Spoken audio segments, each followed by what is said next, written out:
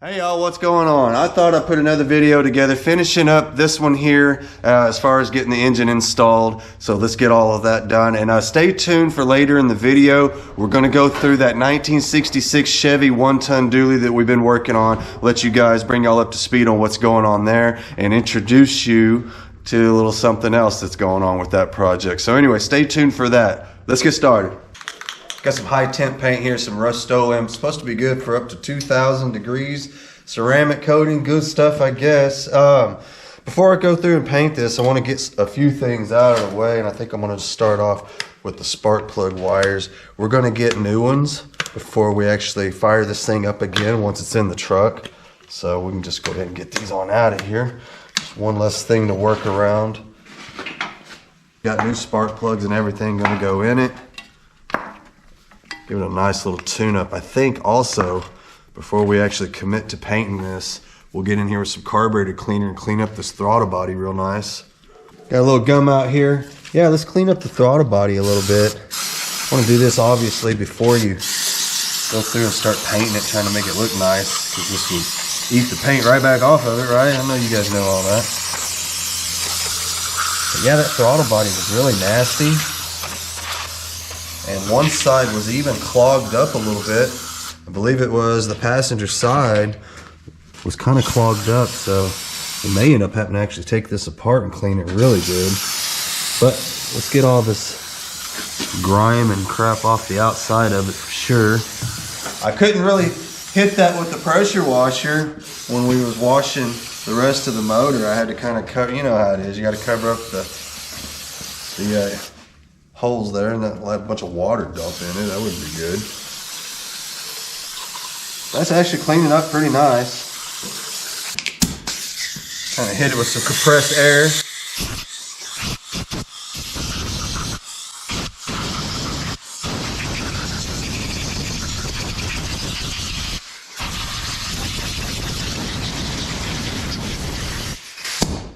Alright, so I think I got it dried off enough. Let's hit it up with some of this Rust-Oleum here so we make this thing look nicer. That's my favorite part of the project right here. Making all this stuff look good like it was back in the day. That's all we're wanting to do on this thing is just kind of turn the clock back, make it run nice, look nice, just something, you know, presentable, somebody to be proud of. And then we'll probably just pass it on to the next guy, and he could pick up where we left off, take it to that next level if he wants, or just have himself a nice little cruiser. It'll still be a usable truck is the best part, so maybe they can put some miles on it, pull their boat with it, whatever, you know, truck stuff. At least it'll look good while they're doing it. You can show it off to their buddies and all that stuff, because we are going to paint this truck, the exterior of it. We're going to paint the engine compartment after it's been fully degreased. Going to get brand new exhaust, all that stuff. So this will be a nice little truck for somebody.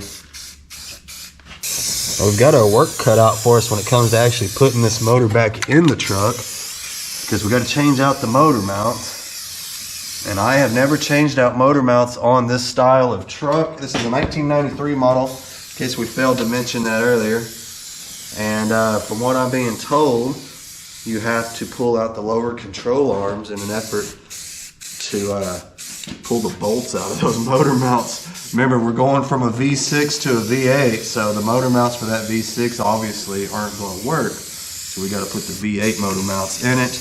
And it's going to be a little bit of a chore, but not a big deal. We'll get through it.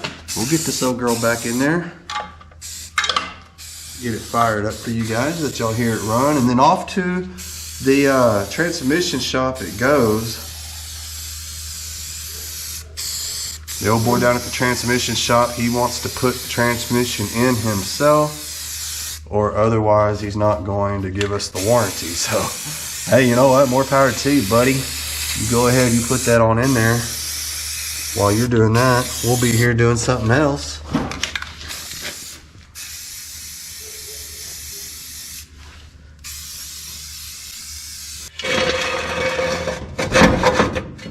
So yeah, to get these motor mounts out, I'm being told that we are going to have to pull the lower control arms out of the way. So it's good times, right?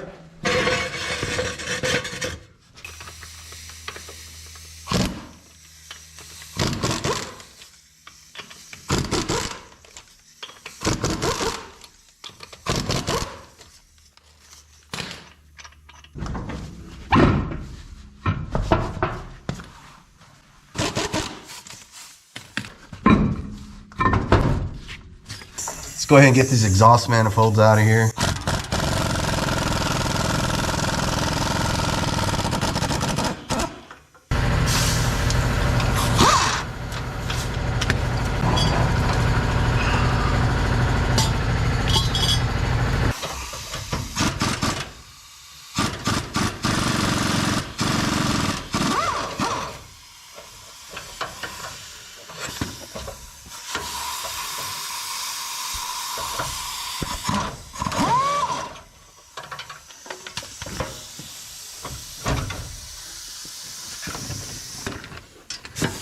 Hopefully they don't fall down and hit me in the head.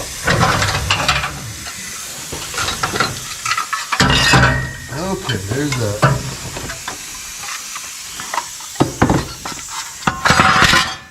Alrighty, so now I'm going to see about getting these shocks loosened up. So I did manage to get it to break loose. A little WD-40. Should be able to spin this off of here. Ratchet wrench really helps. I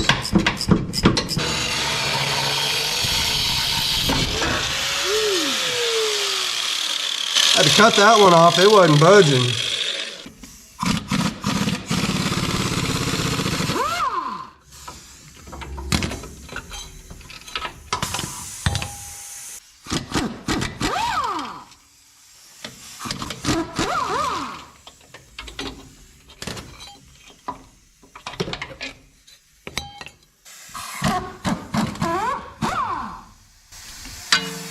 Pull the sway bar bushings loose too. I think that'll help me get these control arms down a little bit better.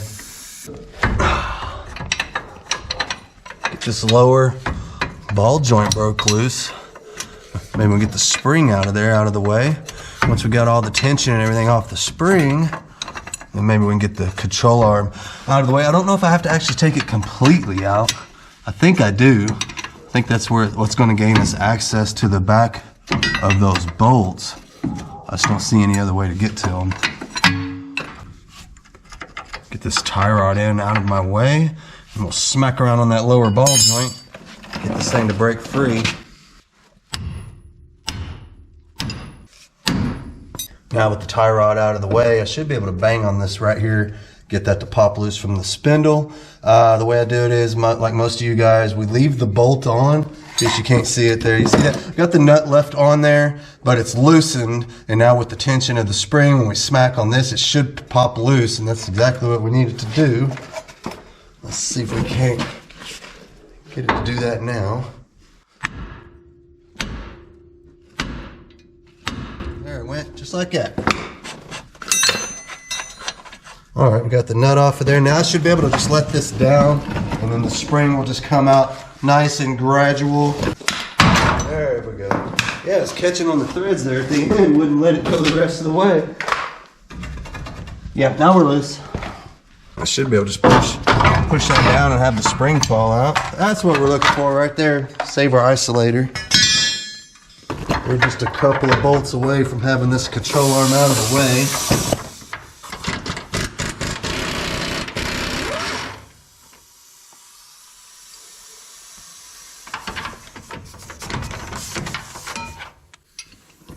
That one more, come on now.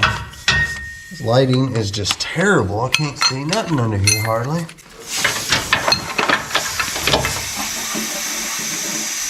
Oh, thanks. Woo! I got smacked in the face on that one. Alrighty, that. Tap this on through here. Okay. Alrighty. A little smack.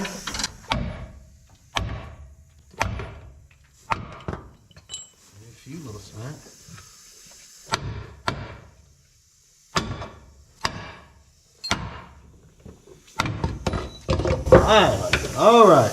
Now I think we can get the motor mount. Show you guys the difference with the motor mounts. You can see here where they're bolted in here, but the mount is way back here, kind of offset for that V6. The way these will go in, here's the motor mount from the V8. It's going to bolt in over here, just on the other side of that offset you see there. So we'll unbolt these and get that all out of there, and then this will just bolt straight to the cross member in the place of this. All right, so I've got my wrench on the back side of this thing underneath here. This isn't the easiest thing to do. It doesn't give you much room, but this is the only way you can actually get to these that I know of. All right, there's that one. All right, let's try that again. Hopefully you guys can see this, but basically you're just gonna snake your wrench right up in here.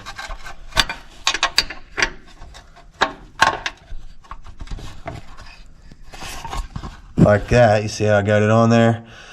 That's what we're doing on the inside of this cross member here, and it's the only way to get to it is you have to go in through where that lower control arm bolts on, which is right there.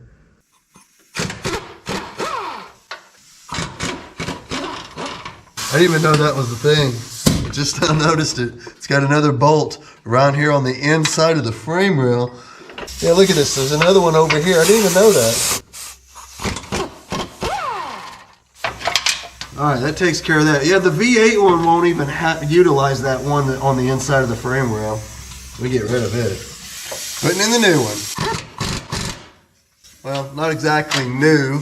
We took the old ones out of the parts truck. Over here on the driver's side, I'm about to get the last bolt out. They put 7 bolts on this side.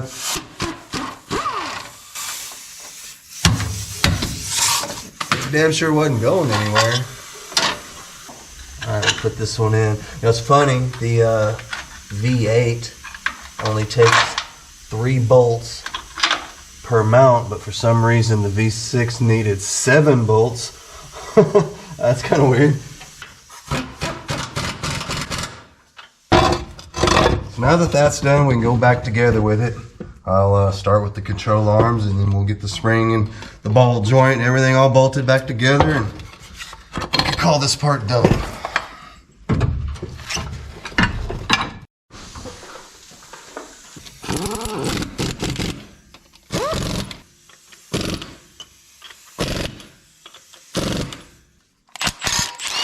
You know, I got to thinking about it. I bet it would be a lot easier to go ahead and replace these spark plugs, being that we got brand new ones, while the engine is still out. It just seems like that would be that much less climbing over into the engine bay I got to do. Got some brand new AC Delco plugs going in. I wonder if we should check our gap on these. I think I'll gap these at 35. Sound about right, 35 thousandths. I'll put these in with a ratchet. I know you saw me taking them out with the impact. I'll put them in with a ratchet though. All right, last spark plug going in. I'm gonna go ahead and wait on putting the wires, the spark plug wires, until after the engine's in and all the other plugs and wiring and everything is all plugged in and routed, you know, the right way and all of that, and then we will put our spark plugs around all of that. Does that make sense? I think it does. Going up.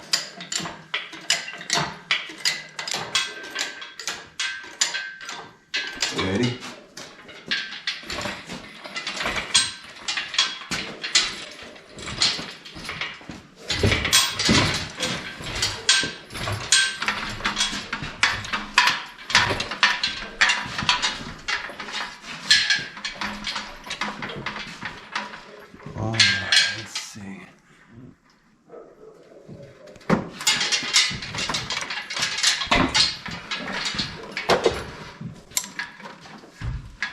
Hitting on everything.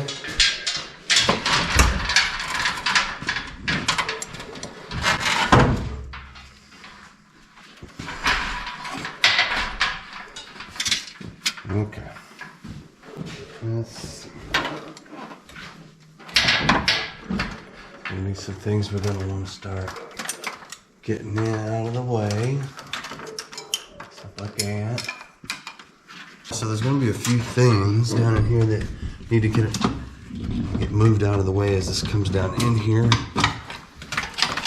That booster line is definitely one of them. Let's see, bring it down a little more now, I think.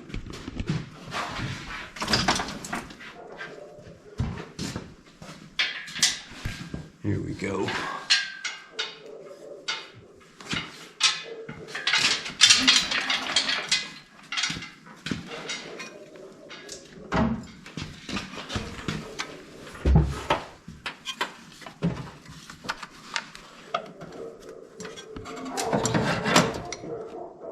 Probably can't even tell on camera, but it is falling down in there very slowly.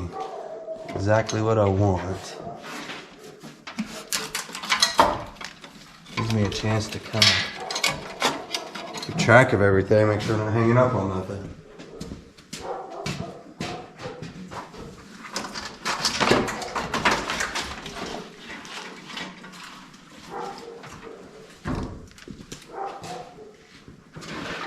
Getting closer. Once I get down past the steering shaft here, you see where the exhaust manifold, once we get down past that, I can go back a little further. Just about there now. Just stop and have a look around again, make sure nothing's getting caught on anything. These wiring harnesses are notorious for getting caught on these exhaust manifolds. In fact, I could see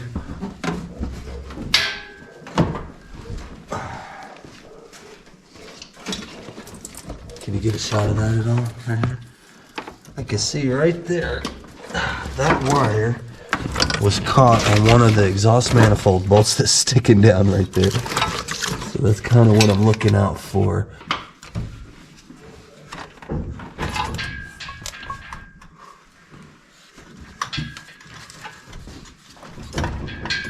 There it goes. Just kind of jiggle it on the way down there. I think we pretty well got it right there. I could see the hole lining up with the motor mount bolt there. Yeah, I think that one's lining up pretty good. Might have to tap on it a little bit. Oh, there it goes. That's not so bad. How about we get our radiator in next? Do that, and then we'll get the fan shroud after that. This is the V8 radiator, by the way, not the V6 one. The V6 one was considerably smaller than this. We'll follow that up with the lower part of the fan shroud, and then I'll put the fan in and the serpentine belt, and then we'll put the top part of that shroud on. Drop the fan down in here.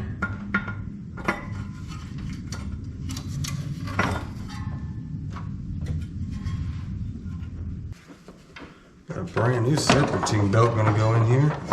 See if I can remember how this goes around all this. Okay, so I did manage to get it routed right. Now we're gonna get it under the tensioner there. Alright, so the belt is installed. Okay, fan's on. Serpentine belt's on. The lower half of the fan shroud is on. The lower radiator hose is on. I think we could put the top half on, and then we'll do the upper hose, and we'll be done with this part of the engine here. This will all be tidied up. Some of y'all probably noticed there was no cooler lines for the transmission. We're gonna let the transmission guy deal with that. He says he's gonna do all that stuff when he installs the transmission, so it works for me.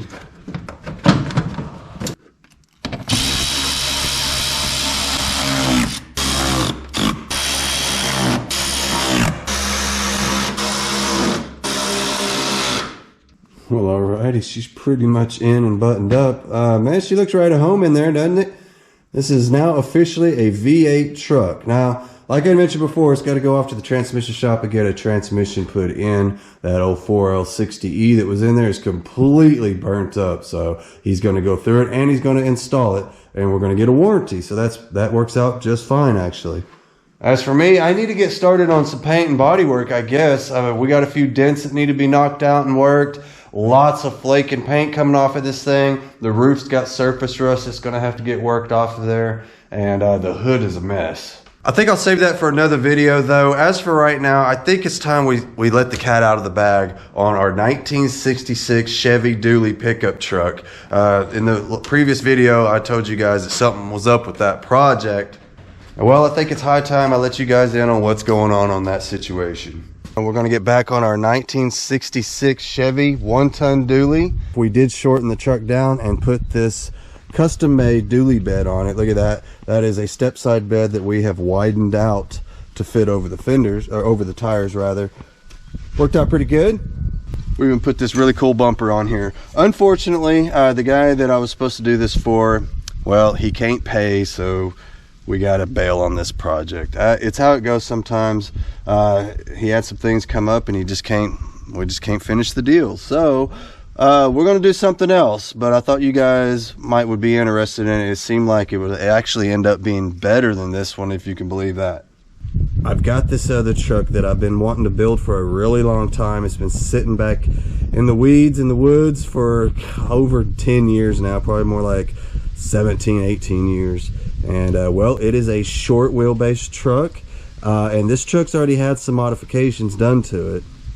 Not really sure if you could tell just by looking at it, but it has a chop top, meaning it's got 3 inches cut out of the roof line, bringing the roof down. I think that's a really good hot rod look. It's also got a body sectioning done. In other words, the entire truck has been cut this way, peeled away, you know, separated into 2 pieces, 3 inches taken out of the middle section, and then it's sandwiched back together. So a total of 6 inches taken out of this body, which is a really cool hot rod look. It's something that they used to do back in the day to the old Mercuries and all of that.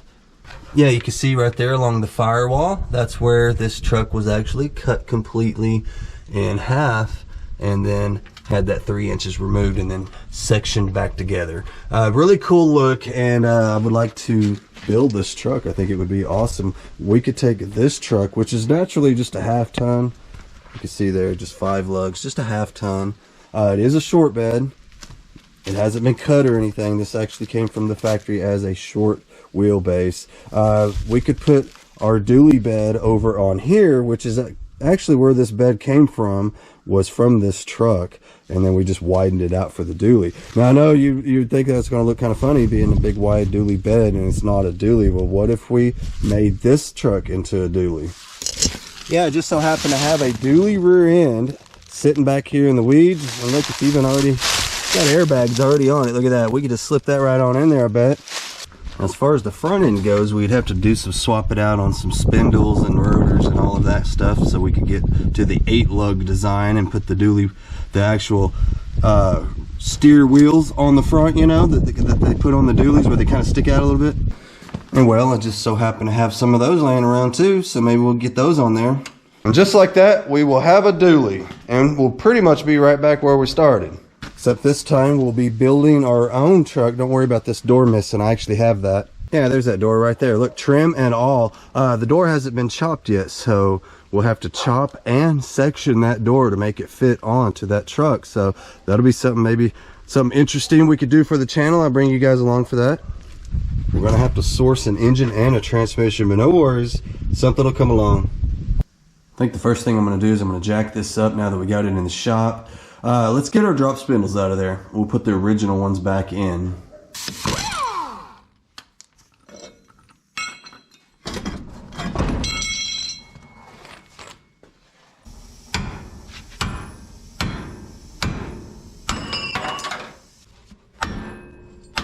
There's that one.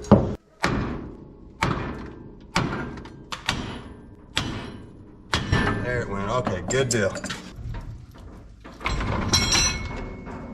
Here we go, that ought to get it.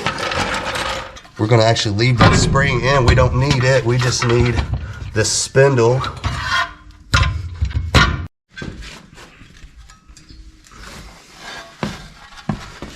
Alrighty, let's get the old one back in here. Why's everything gotta be so heavy on this deal? And there's the top one. All right, there's that side.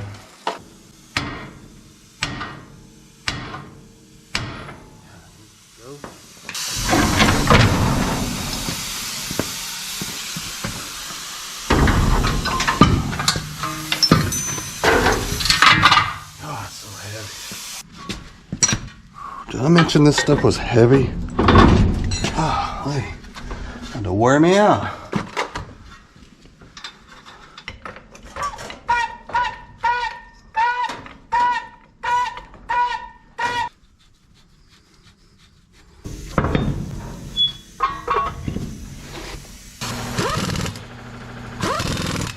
All right, and that's the other side.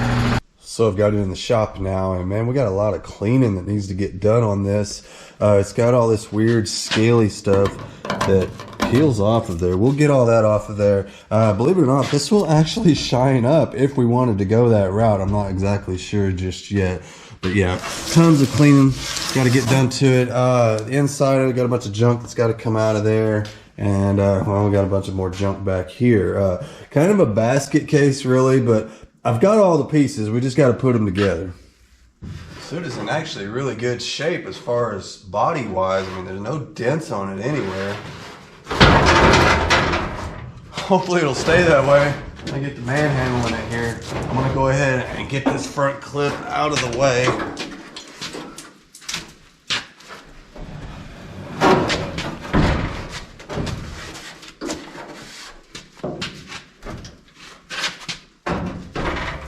Only weighs a ton. Golly.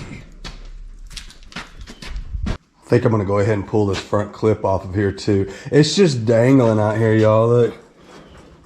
No radiator support or anything's in it. It's just literally fastened back there, back here by the fender. You know, they fasten in right here with some bolts, and that's all that's holding it. Nothing out here at all. It's literally just floating.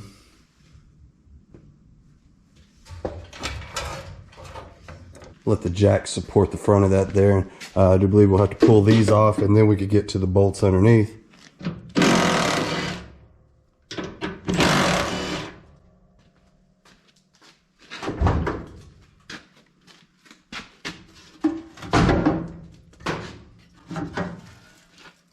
I do believe we found a nest underneath here. I'm glad we caught that, because now we could get in there and clean all that out, because you guys know just like I do, that will cause rust quick.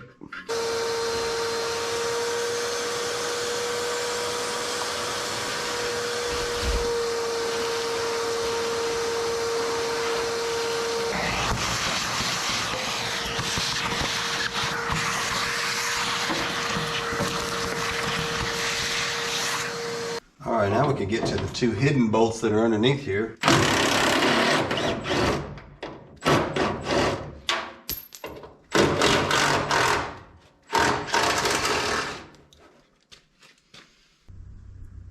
Well, hell, y'all, I think I'm going to leave you right there. Stay tuned. We've got more 1965 dually videos coming, and also more on this engine swap / body work, all the stuff going on with our OBS engine swap. So some of you guys are probably wondering, why am I showing you a wiring harness laying on the ground? Do a V8 swap, they said. It'll be fun. Come on, try it, they said. Well, here we are. And guess what? None of the wiring is matching up to this engine. Not a damn bit of it. So I didn't show y'all this earlier.